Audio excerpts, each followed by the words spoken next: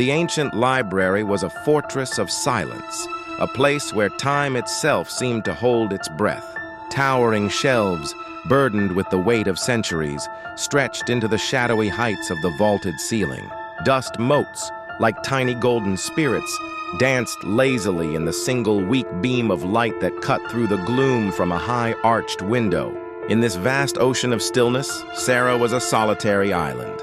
Hunched over a heavy tome at a large oak table, her brow was furrowed in concentration, the soft glow of her small desk lamp illuminating the intense focus in her eyes as she traced the faded script with a delicate finger. The only sound was the faint whisper of pages turning, a rhythm that had become the heartbeat of her late-night study session. Suddenly, a sharp dissonant sound broke the quiet harmony. It was a creak, not of old wood settling, but of something deliberate. Sarah lifted her head, her concentration shattered. Her gaze was drawn to a high shelf across the aisle. With a slow, unnatural grace, a thick, leather-bound book slid smoothly from its place among its peers. It didn't tumble or fall. It seemed to glide, landing on the carpeted floor with a muffled thud that was somehow louder than a shout in the profound silence.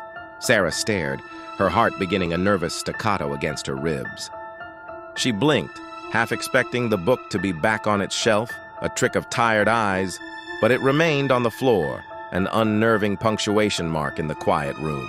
Trying to dismiss the incident as a freak occurrence, Sarah attempted to return to her work, forcing her eyes back to the text before her.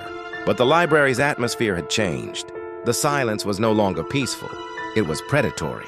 A faint rhythmic scratching began, emanating from the unlit labyrinth of shelves deeper in the library. It was a dry, insistent sound like fingernails dragging across old wood. Sarah's eyes, wide and fearful, darted towards the darkness, her breath catching in her throat. Her gaze then flickered back to the fallen book on the floor.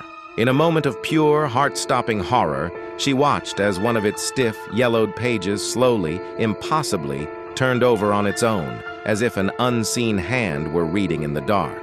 A flicker of movement in the periphery of her vision made her flinch. At the far end of a long, dark aisle, a shadow detached itself from the others. It was tall, impossibly so, and its form wavered and distorted as if seen through heated air.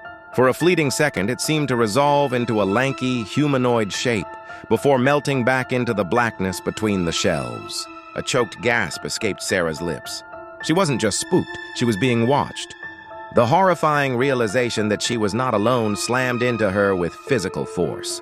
Instinct took over, and she scrambled back from the table, her chair screeching in protest. Her only thought was to escape.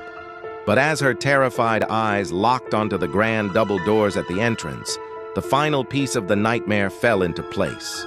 The heavy oak doors, which had been propped open when she arrived, were now firmly shut. A heavy iron bolt, glinting in the dim light, was slid across them from the outside, sealing her inside her silent, shadowy prison. Don't forget to like, subscribe, and hit that bell icon so you never miss a twist. Stay tuned to Reddit Tales Times for your daily dose of drama, laughs, and unbelievable stories.